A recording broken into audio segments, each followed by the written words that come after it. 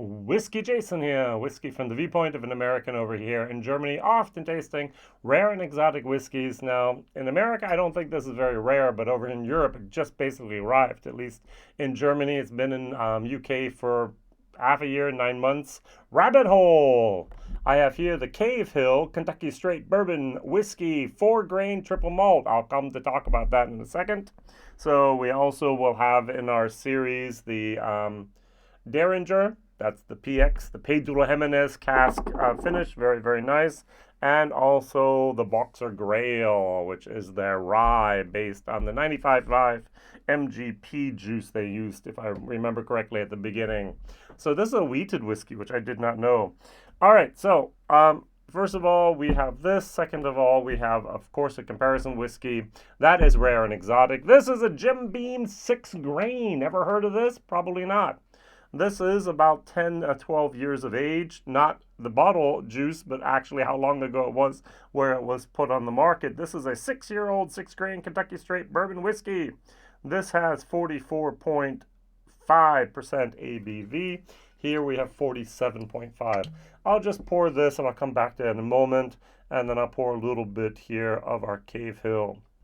All right, the Cavehill, beautiful, beautiful site there in Louisville, Kentucky. I visited the distillery last year. I thought it was one of the best distilleries tours I did as a normal person in Louisville. Now, I remember I went in there on a Tuesday or Wednesday. It's like, hey, can I do a tour? No. When can I do the next tour? Thursday. Well, I'm gone Thursday. Friday. Ooh, we only have one at the in the morning at 9. I'm there, and I was there at 9 and did the tour. The first one, great. So they have a low barrel entry proof. So they go into the barrel at 110, so 55% ABV. Chart number 3, barrels, by the way. They use extremely small batches, what they call it, never more than 15 barrels. And they are always toasted for about 20 minutes with wood. That's unusual because if you char the barrel, you're not using wood. You're probably using a type of natural gas. And I call a flamethrower in there. And it's never chill filtered, always natural color. Very, very good. So if we now talk briefly about this one, our nice little Cavehill, we will have 70% corn. Bourbon sounds good, 70%, 10% malted wheat. That's unusual. Wheat is not always malted, but here it is malted. We have 10% malted barley. Barley is almost always malted. And then we have 10% honey malted barley. And I was just like, all right, honey malted? Did they throw? They actually have a honey pot on their nice little screen there as an icon. It's like, no, we don't put honey in the malting process. And then I went online and it's like, okay, this is based on the German called Brühmalz. I was like, okay, I live in Germany. I work with distilleries. I've never heard of Brühmalz.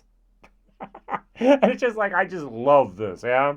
I was watching a show a couple weeks ago on Netflix about a barbecue, and this one lady from Texas kept on going, and in good German tradition, it's like, I've lived here for 35 years. I've never, ever heard of that, ever. It's like, it's not a good German tradition. It's a good German Texas tradition, but we don't do that in Germany. All right, so, and that's the same thing here. All right, but then I went online and was like, okay, Brühmalz, okay, it's a special type of malt that is used to give a darker color and a little bit more of a aroma intensification here, especially when making darker beers.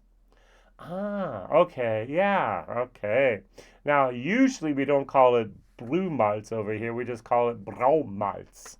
Now, brew is actually something that we do brewing. So you brew coffee. Yeah, it's brewing. Yeah, that's but then brauen is that's the word we use in Germany actually to talk about brewing beer. So it's very, very interesting the differences there.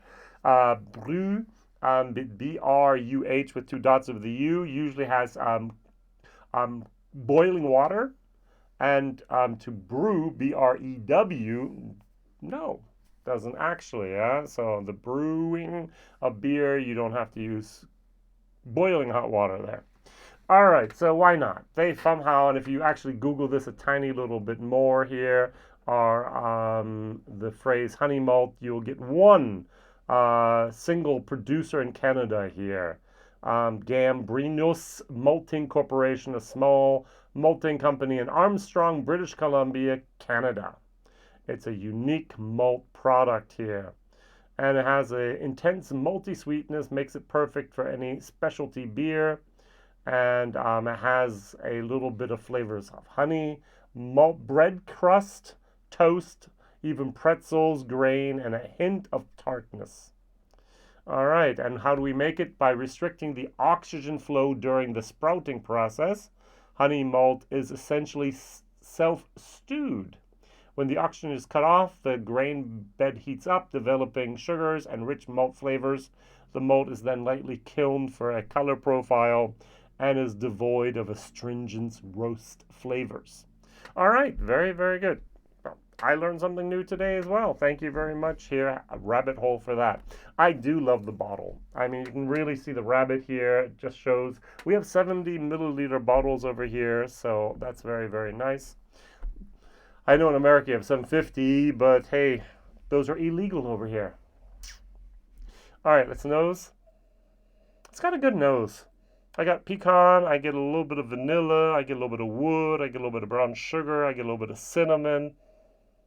I get a little bit of a green youthfulness.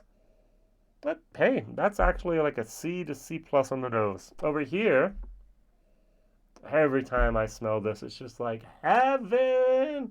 I'm in heaven. Okay, I'll stop singing. This is, I just love this nose. Wow. That even has a little bit of like peanut brittle in there. Very, very nice. The sixth grain, you've asked yourself.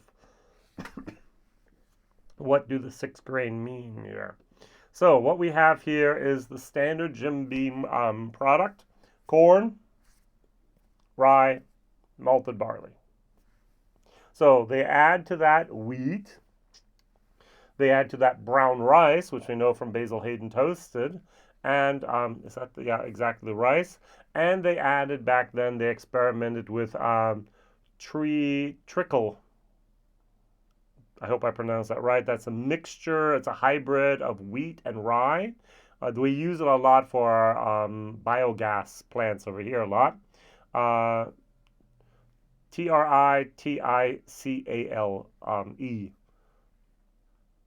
Triticale. Kale. Triticale, if you want to go for the southern accent. All right, which I'm not going to do. I'm sorry. Love the smell of this. This is heavenly good. All right, tasting 47.5, 44.5. Cheers.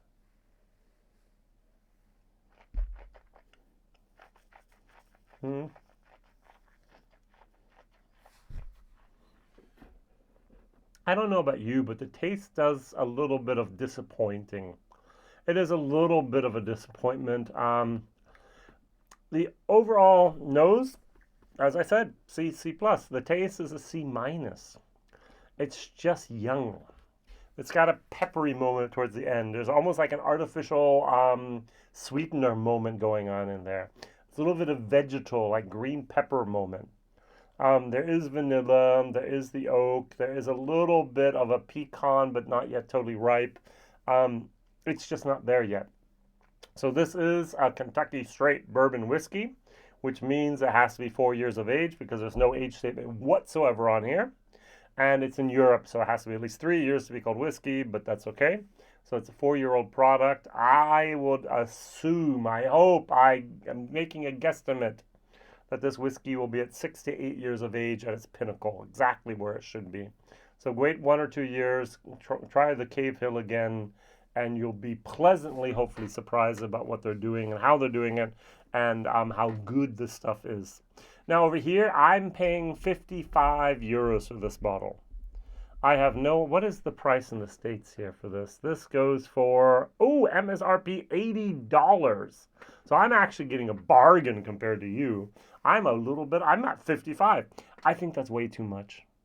So if I had 55 euros burning a hole in my pocket, I would go out and buy a Four Roses single barrel and add a Wild Turkey 101 on top. I would go out and buy a Eagle Rare 10 and add a Wild Turkey 101 on top. I would go out and buy a Buffalo Trace, a 1 liter bottle with 45% ABV, and add a Wild Turkey 101 on top. Those are the things I would choose instead of this bottle. Now, I'm not sure about the other ones. I am sure of the other ones. I would go out and buy this almost every day of the week. This I really love. Wait for that review to come out. That's something that I think is amazingly done. But this needs a little while more in the cask. It's amazing what finishing casks can do there. All right, so, oh, I haven't tried this. I haven't tried this in front of the camera.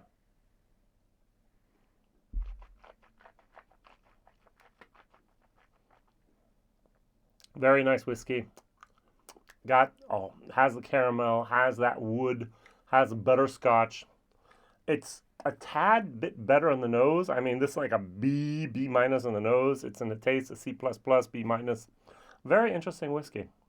As I said, 1 liter bottle, got it on auction. I paid a little bit too much for it. I think it was almost 70 euros for this back then. But I'm very happy I have it. Thank you very much for watching, liking, subscribing. My question of the day is, what other 4-grain plus products do you know of? Here we have the 4 grains. Here we have the 6 grains. Where do we have any 5 grains? I'm sure there's someone out there doing 8 grains or something like that. There's always someone trying to beat the other person. Mine, this one is bigger than that one. But hey, 4-grain plus whiskeys out there, or bourbons. Which ones can you recommend? Thank you very much for watching, liking, subscribing, and telling others about this channel. All the best. See you soon. Bye-bye.